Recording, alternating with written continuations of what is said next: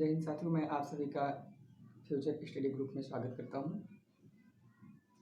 देखिए, जैसा कि आप जानते हैं, यूपी ट्रिपल एससी के द्वारा आयोजित की जाने वाली पेट यानी पीईटी महत्वपूर्ण परीक्षा का नोटिफिकेशन कल आ चुका है, जिसके संबंध में हमने पिछली वीडियो बनाया था, उसकी सारी जानकारी दी थी। ठीक है, अब हम कुछ इसके सिलेबस की महत्वपूर्ण जानकारी के संबंध में हम बात करेंगे कि इसमें किस प्रकार से अधिक अंक अर्जित किए जा सकते हैं। उसके पहले हम थोड़ी सी जानकारी देंगे। देखिए, इसका फॉर्म फिल करते समय आज आप कुछ विशेष पॉइंट हैं जिन पे आप गलतियां ना करेंगे। यदि आप इनमें गलतियां कर देंगे तो हो सकता है आप किसी भी यूपी ट्रिपल एससी के द्वारा आयोजित की जाने वाली मुख्य परीक्षा से आप वंचित रह सकते हैं और आपका पीईटी में एडमिट कार्ड ना आए, या फिर आपका रिजल्ट ही रोक लिया जाए, या फिर और भी कुछ घटनाएं घट सकती हैं।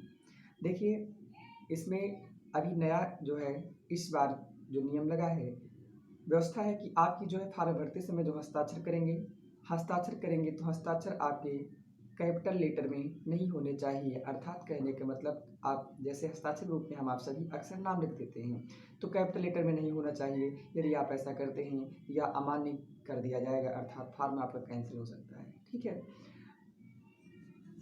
और हस्ताक्षर करेंगे तो हस्ताक्षर के ठीक बाद यानी हस्ताक्षर के ठीक नीचे आपका जो है हिंदी में नाम लिखना अनिवार्य है।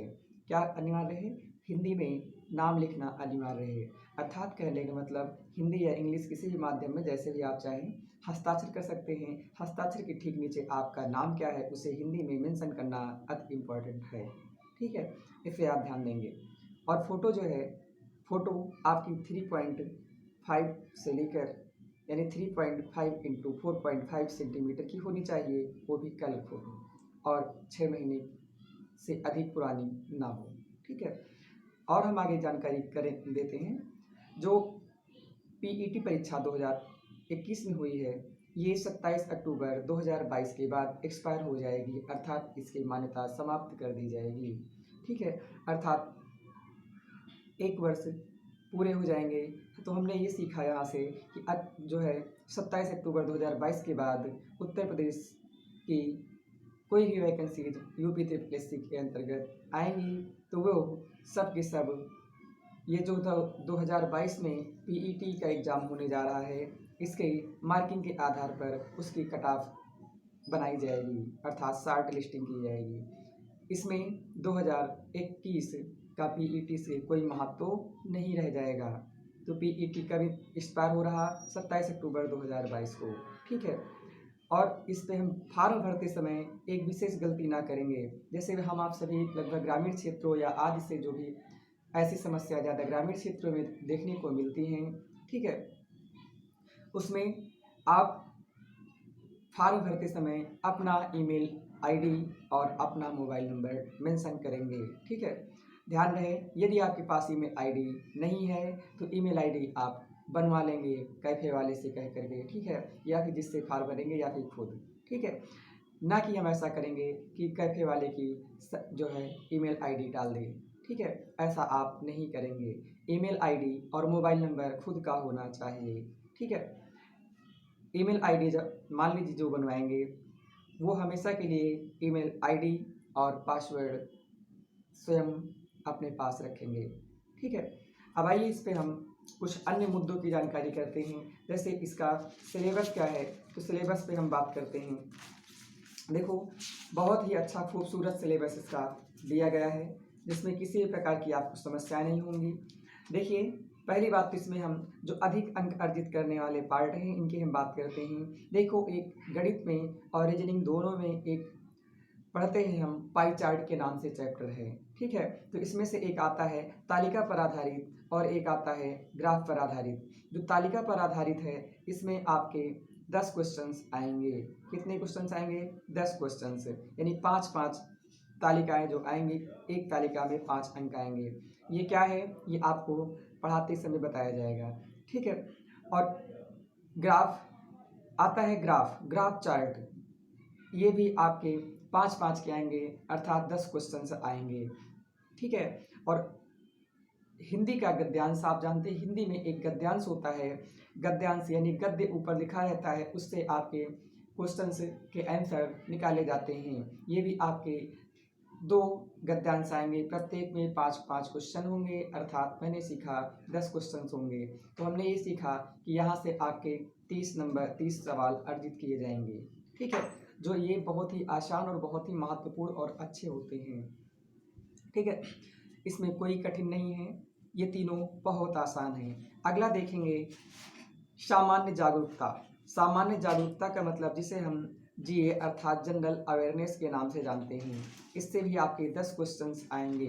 ठीक है, और अगला है समसामयिकी अर्थात जिसे हम सीए यानी करंट अफेयर्स के नाम से जाना जाता है। इसमें जो है आपके 10 क्वेश्चंस आएंगे। तो ये आपके हो गए 50 प्रश्न। कितने? 50 प्रश्न। ध्यान रहे 50 प्रश्न कहाँ से? तो आपके करंट अफेयर से 10 प्रश्न, सामान्य जागरूकता से 10 प्रश्न, हिंदी गद्यांश से 10 प्रश्न, चार्ट की व्याख्या व विश्लेषण से 10 प्रश्न, तालिका की व्याख्या व विश्लेषण से 10 प्रश्न। कुल मिलाकर के आपके 50 प्रश्न हो जाते हैं। 50 प्रश्न कहे तो 50 अंक।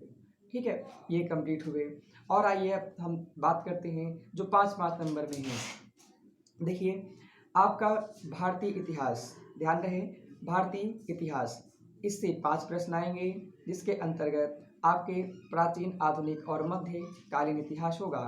और इसी का एक पार्ट है भारतीय राष्ट्रीय आंदोलन, इससे भी आपके 5 प्रश्न आएंगे। तो मैंने यहाँ से यह सीखा कि हमारे भारतीय इतिहास से कुल मिलाकर के 10 प्रश्न आने वाले हैं। कितने प्रश्न? 10 प्रश्न आने वाले हैं। ठीक है, भूगोल से 5 प्रश्न आएंगे। भूगोल से कितने आएंगे? 5 प्रश्न आएंगे, विश्व और भारत का भूगोल से। ठीक है, भारतीय अर्थव्यवस्था से 5 प्रश्न आएंगे। भारतीय अर्थव्यवस्था कहे तो जिसे हम राजनीति शास्त्र या कॉन्स्टिट्यूशन कहते हैं। ठीक है, भारतीय अर्थव्यवस्था कहे तो अर्थशास्त्र। ठीक है, 5 प्रश्न आएंगे। भारतीय संविधान व लोक प्रशासन से 5 प्रश्न, सामान्य विज्ञान से 5 प्रश्न, सामान्य विज्ञान में तीनों आ जाएंगे, भौतिक, रसायन और जीव विज्ञान। प्रारंभिक अंक गणित यानी जो आपके गणित से है, पूरी गणित से 5 प्रश्न आएंगे। इन पे हम बाद में मेंशन करेंगे इसमें कौन कौन से चैप्टर पढ़ने हैं, कौन मुझे नहीं पढ़ने हैं। सामान्य हिंदी से 5 प्रश्न आएंगे। सामान्य हिंदी से 5 प्रश्न आएंगे अर्थात हिंदी ग्रामर से।